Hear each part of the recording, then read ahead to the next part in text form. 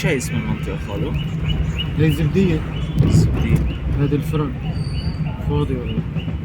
فاضي يعني منيح؟ منيح. ليش مو هيك العادة صايرة؟ لا والله في ازحام بالعادة.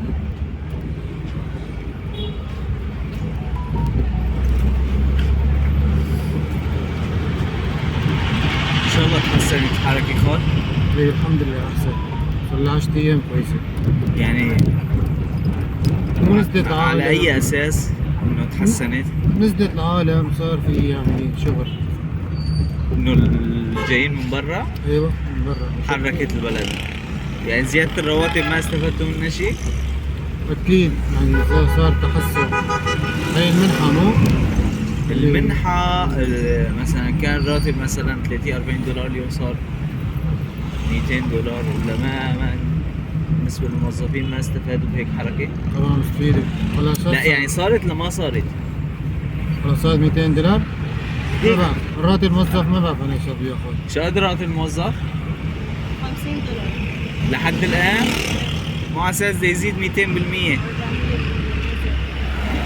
سمعنا عن اخبار انه بده يزيد بس ما على ارض الواقع ما صار شيء.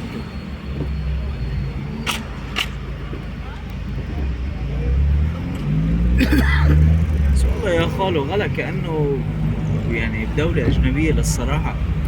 لا هلا صار وأكثر. رخص. لا صار رخص. والله ما في رخص. هلا اللحمة مثلا الزيت جبنة. على موجب انتم البيض. كأولاد بلد ممكن صار رخص، تمام؟ انه كنتوا مأسورين للنظام صار رخص، كان تمام؟ رسالة. بس يعني الرخص اللي موجود حاليا الصافي غلا. لا كأنك في تركيا مثلا. كأني في تركيا. يعني هلا انا عم بقارن مثلا الفرق 10% فقط بس واقل. في شغلات بالنسبة للمواد المستوردة اغلى من تركيا، مثل الزيت، السمنة، السكر، الغذائيات اغلى. الخضرة ارخص، الخبز متقارب مثلا. ما في شيء، ما في يعني الشيء اللي برغبك وحدة تنتين. يعني الاجور ما انه تحسنت هالتحسن الملحوظ. صح. والله بتركيا يعني الي عالمية، يعني بيعطوني الاسعار قريبة علينا. مو قريبة. انا نزلت من سنة كانت هون الاسعار يعني مثل هيك. حاليا كمان هي نزلت الثانية نفس الشيء، ما اختلف علينا شيء طاول. اجت تاكسي هي مو؟ تقريبا. هلا شد مشوارنا مثلا؟ تقريبا يعني في 10 كيلو؟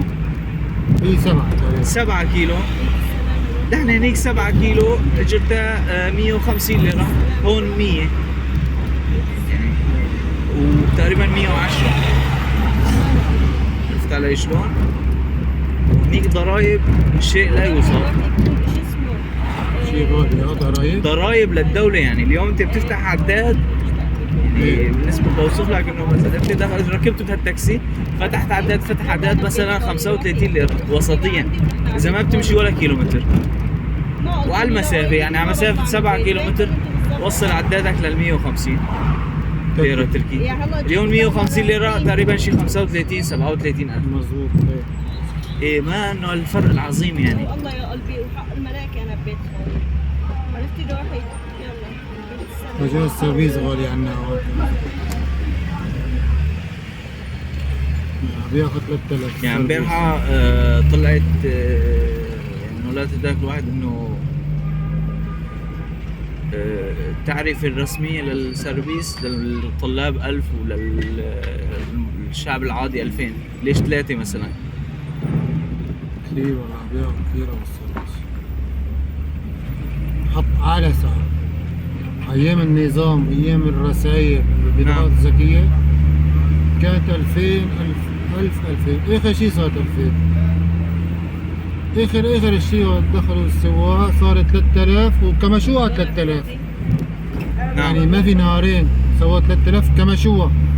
خلاص 3000 ضلت على 3000. ما في ضبط اسعار. ما في ضبط لا والله كثير 3000. يا ريت المازوت 8000 او خليه 10. انا اذا قاعد بطلع الضيعة بطلع السيرفيس بياخذ مني 50 ليرة تركي. 50 ليرة تركي.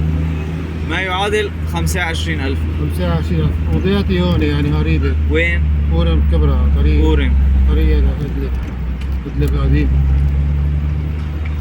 ليش يعني 15,000.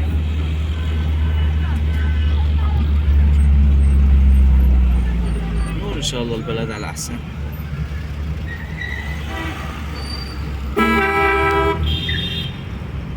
بدها صبر، هي بس بدها صبر. هون والله سبحان الله بالنسبه للسيارات هيك السواقه إيه. كانك في تركيا كمان عندهم نفس التهور.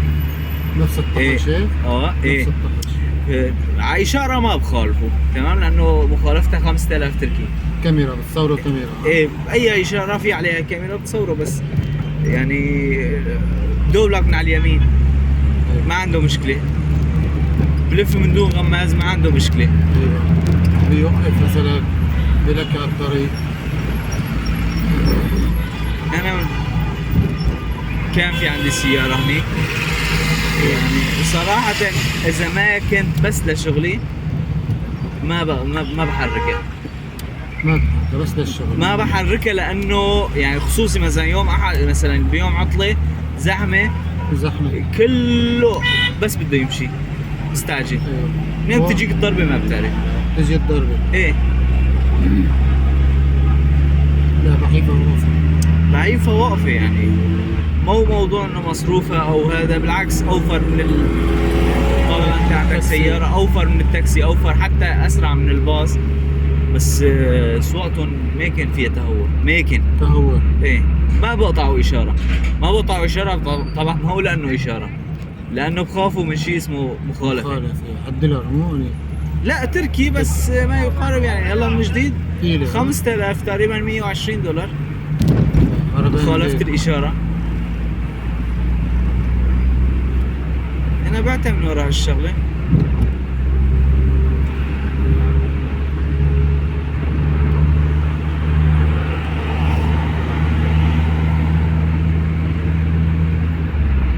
عندي قرايبين هنيك عتكبوا اغراضهم بالزل. ما حدا بيشتري. ما حدا بيشتري. لا بالوقت الحالي يعني حركه العيد الحركه العاديه بشكل عام احسن من هنيك. يعني انا مثلا وقفه العيد كنت هنيك تمام.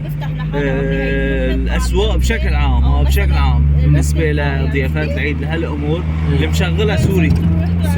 تركي بجيب لك مثلا اسم انه عنده عيد مثلا ياخذ لك كيس دروبس كيلو او كيلوين فقط، هذا عيده. بالنسبه للغذائيات بايام الاعياد صفرة عيد هالامور السوري مشغله. نزلنا على السوق بهذا العيد ما في شيء جديد، كله من العيد الماضي، يعني المخزن عم بنباع ما في شيء منتوج جديد. للألبسة المحلات عم تعوي ما فيها زباين. اليوم انت عم تدفع مثلا ما يقارب $300-400 ايجار محل تمام، ما في مردود يسكر بس ايجاره ما في. يعني واحد الناس قال اليوم صرت احسب صارت منزله على البوق تمام. انا هالغرض ماني بحاجته، ولو كنت بحاجته بتاجر. ماني مضطر عليه. كنت بتركيا يعني؟ ايه الحمد لله لحد الان بتركيا ان شاء الله يومين 3 ورجع، بس جيت هيك زياره لهون؟ ايه.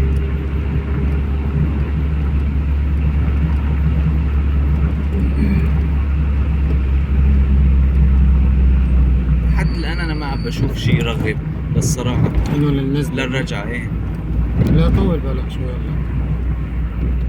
بس يعني تعال اشتري بيت مثلا خيو اللي كان حقه اللي قيمته الفعليه 10,000 اليوم عم بطلب 20 و25 درهم مو؟ مثلا. ايه صح.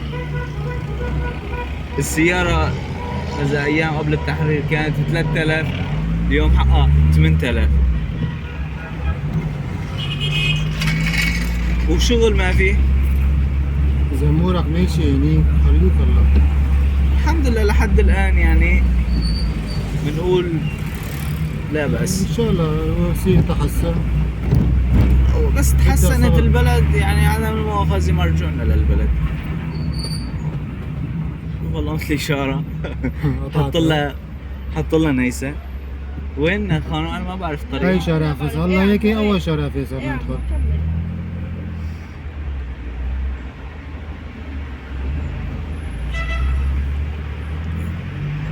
لسه ما فعلوا نظام المخالفات. لا والله هيك كله شرف يا صاحبي. ما بعرف، انا ما بقول لك جاي جديد ما بعرف.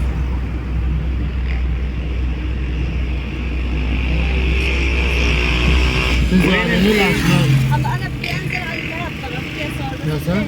انا هون وين؟ ايه هون عمو ايه. بس شغلنا الضوء هذا انتبه على فتح السيارة امي.